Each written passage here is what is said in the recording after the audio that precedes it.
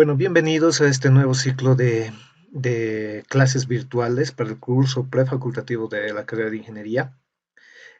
Vamos a preparar el contenido, en este caso, correspondiente a la materia de trigonometría. Posteriormente iremos preparando también presentaciones y ejercicios acerca de progresiones y posteriormente logaritmos. Entonces, comencemos. Lo que veremos en esta parte de la presentación como contenido ha de ser una pequeña introducción a la trigonometría y veremos algunos conceptos de los sistemas de medición angular. Comencemos entonces con la introducción. Básicamente, la trigonometría es una rama de las matemáticas que se encarga de la medición o del cálculo de los elementos de un triángulo. Etimológicamente, trigonometría deriva de las palabras griegas trígonos, que significa triángulo, y metros, que significa medida. Entonces, esto conforma la palabra trigonometría. Definamos un ángulo. Era tal vez importante haber definido el ángulo como parte de los conceptos de lo que es la geometría euclidiana. En geometría euclidiana es la figura geométrica conformada por dos semirrectas que parten de un mismo punto inicial. Lo que interesa en esta parte de definición del ángulo es medir la apertura de dos semirrectas. En este caso tenemos los componentes de un ángulo que serían el vértice, el ángulo como tal, el lado de un ángulo o los lados de un ángulo y el ángulo propiamente dicho. Entonces, nuevamente repito, lo que interesaba en geometría euclidiana era medir la apertura de estas dos semirrectas. Hay otro concepto mucho más importante que es el que nos va a servir para la trigonometría, lo que estamos viendo ahora, que es el concepto del ángulo trigonométrico. Como pueden observar acá, a diferencia de un ángulo en geometría euclidiana, el ángulo trigonométrico se genera por la rotación alrededor de un punto llamado vértice u origen, desde una posición inicial hasta una posición final, debiendo considerar que esta rotación se efectúa en un mismo plano. Entonces, ese es un ángulo trigonométrico. Vamos a ver cuáles son las diferencias ante un ángulo definido en geometría euclidiana. Tenemos un vértice y tenemos un rayo, como lo pueden ver acá. Resulta que en el ángulo trigonométrico yo puedo, ustedes habían visto en la anterior diapositiva, yo puedo definir un ángulo, pero ya definiendo un sentido. Si yo roto este rayo en sentido antihorario, voy a poder medir el ángulo de manera positiva. Pero si yo hago el giro en el sentido contrario, en el sentido de las manecillas del reloj, estaría midiendo el ángulo en sentido horario. Entonces aquí ya estamos tomando una referencia de en qué sentido se realiza la rotación para conformar el ángulo. No solo nos interesa la apertura, y eso lo vamos a ver en las siguientes diapositivas. Entonces tenemos también como partes del ángulo el lado inicial, que es donde parte la rotación del ángulo trigonométrico, y los lados finales, bueno, dependiendo de si el giro ha sido en sentido antihorario o en sentido horario. Entonces ahora veamos algunas propiedades del ángulo trigonométrico. La primera propiedad es que el ángulo trigonométrico no está limitada a medir la apertura, como habíamos dicho anteriormente, de las semirrectas que conforman el ángulo.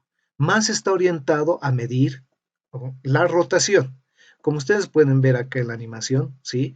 Este concepto no existe en geometría euclidiana. Nos interesa solamente hacer cálculos de apertura de ángulos, cálculos y demás, ¿no?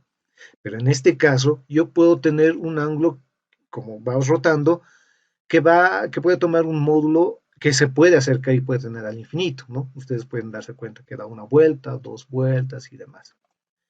De igual manera, si el ángulo no rota, puedo definir que el ángulo se considera nulo.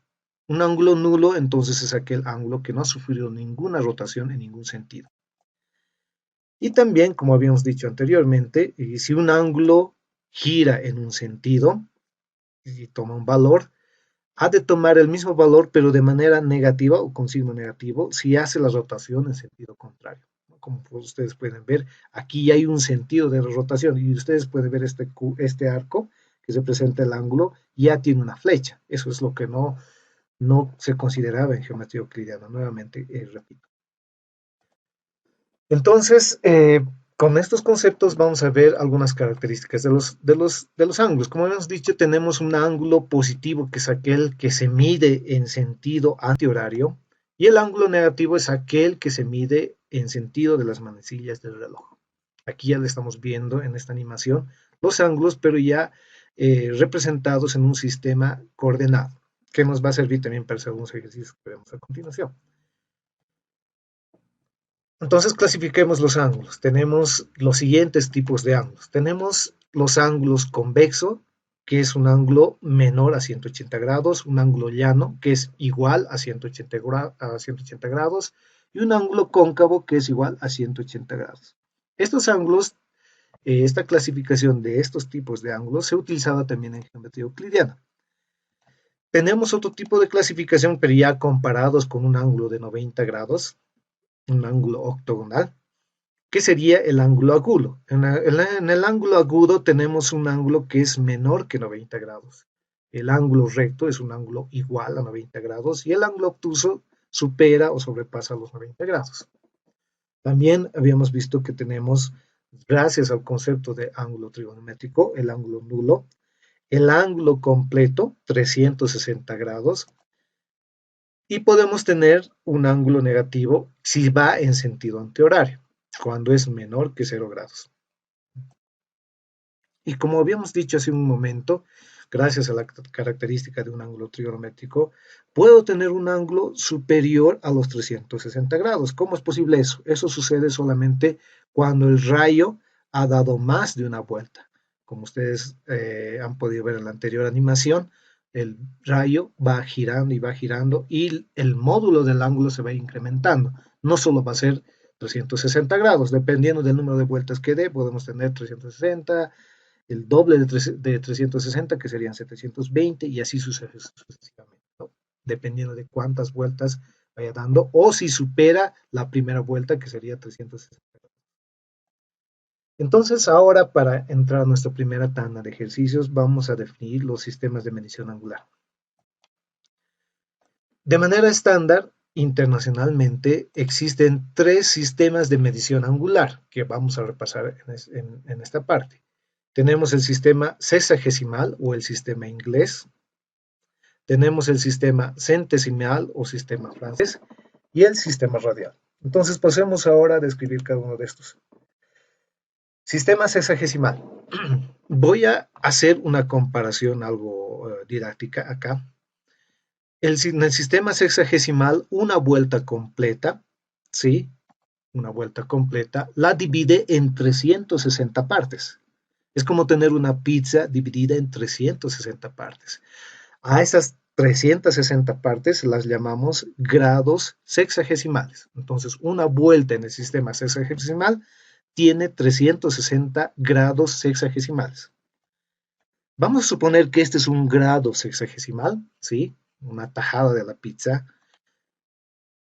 Y podemos decir que un grado sexagesimal ahora se divide en 60 partes más pequeñas.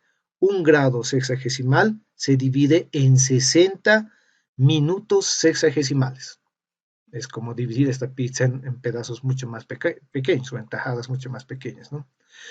Y de manera similar también podemos decir que un minuto sexagesimal se divide en 60 segundos sexagesimales. Entonces, nuevamente, repitamos, es como tener una pizza grande, una de las tajadas es un grado sexagesimal, esa tajada la divido en 60 y obtengo los minutos sexagesimales, y si un minuto lo divido en 60, voy a tener los segundos sexagesimales. Yo puedo notar, para algunos ejercicios nos han de servir esta notación de la siguiente manera. Puedo tener A grados sexagesimales más B minutos más C segundos. Nunca se han de mezclar porque ustedes pueden ver que cada uno tiene una unidad de subdivisión, podemos llamarlo así, de las unidades en este sistema. Y también puedo notarlo sin utilizar el signo más, como A grados, B minutos y C segundos. Lo mismo ha de ocurrir en el sistema de medición angular para el sistema centesimal. Solo que en este caso nuestra pizza, ¿sí? O una vuelta entera, ha de ser dividida en 400 grados centesimales. De igual manera, cada grado centesimal, pero en este caso se ha dividido en 100 partes, en 100 minutos centesimales.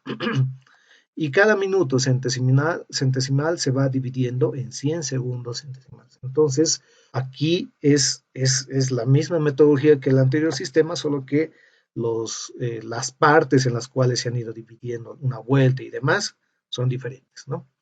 Al igual que en el sistema sexagesimal, en este sistema, puedo representar de la siguiente manera. X elevado a la g, significa, es una notación solamente, X grados centesimales, Y minutos centesimales y Z segundos centesimales. Puedo expresarlo como suma o de esta manera. En algunos casos, esta notación nos ha de servir, como lo había mencionado, para resolver algunos ejercicios. Veamos el último sistema, que es el sistema radial. El sistema radial divide una vuelta en 4 partes a través de ángulos cuadrantales. Los ángulos cuadrantales son aquellos que van variando de 90 a 90 grados. Entonces, en el inicio voy a tener 0 radianes.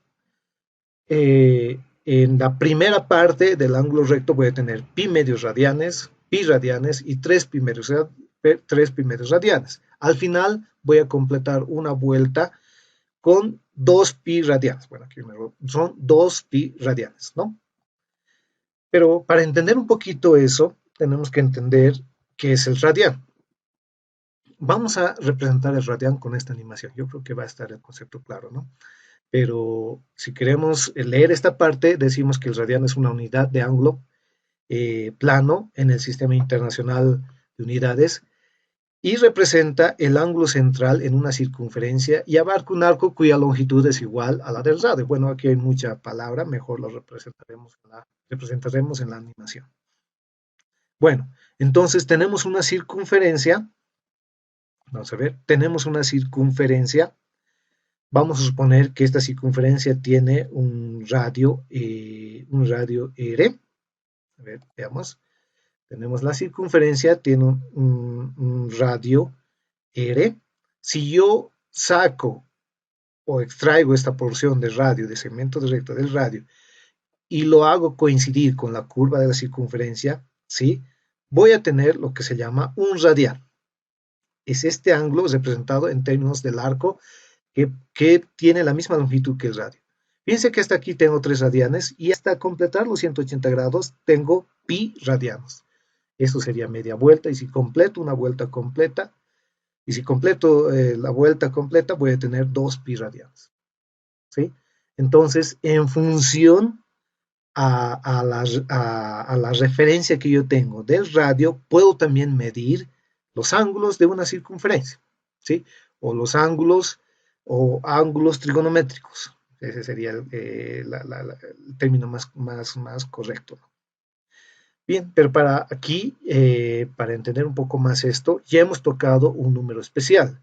Ese es el número pi, ¿sí? Como pueden ver ustedes en la animación, tenemos 3 veces el radio, pi veces el radio, ¿no? La longitud del arco correspondiente al radio, y se completa la circunferencia con 2 pi radianes. Hemos empezado a tocar un número, como se había dicho, que es el número pi. Entonces vamos a entender ahora qué representa el número pi. Existen definiciones muy interesantes para este número, pero nosotros no nos vamos a complicar para esta primera parte. Vamos a entender su representación gráfica, ¿sí? El pi es un número irracional. Y como dice acá, es una de las constantes más importantes de todas las matemáticas. El número pi puedo representarlo como la relación o la división entre el perímetro de una circunferencia y su diámetro. Como ustedes pueden ver acá, tengo una circunferencia, ¿sí? Y ustedes pueden ver que aquí tengo 3 y algo más veces el diámetro de esa circunferencia. Si yo desenvuelvo el perímetro, desenvuelvo el contorno de esta circunferencia, voy a llegar a obtener 1, 2, 3 veces y algo más, ¿sí? 3 veces y algo más el diámetro, ¿sí? Entonces, como pueden ver en esta fórmula, pi es igual a la relación entre P y D, o sea, el perímetro y el diámetro de una circunferencia. Bueno, y ustedes ya conocen, el número de pi es 3.1416 de manera redondeada. Tiene muchos e infinitos decimales. Entonces, para cálculos para más un poco un tanto redondeados, podemos utilizar 3.1416. Bueno, entonces, para resolver los ejercicios que vamos a ver a continuación, en las siguientes presentaciones, en los siguientes videos, vamos a ver qué relación existen entre los sistemas angulares. Si tengo yo un ángulo cualquiera que sea, yo puedo representarlo o puedo medirlo en cualquiera de los sistemas que hemos visto hace un momento. Puedo tener sistema sexagesimal, centesimal y radial, ¿no? Para hacer, para poder encontrar las relaciones entre estos sistemas, para hacer conversiones bien rápidas, voy a decir, si tengo que S, C y R son los valores numéricos de los ángulos en estos sistemas, sexagesimal, centesimal y radial, entonces voy a tener este mismo ángulo, va a valer lo mismo para los diferentes sistemas. S para el sistema sexagesimal, C para el centesimal y R para el sistema radial. Entonces voy a decir que el ángulo equivalente va a ser el mismo en el sistema sexagesimal, radial y radianes. Ahora bien, eso va a significar que tengo que mostrar la equivalencia también en las partes que había visto yo.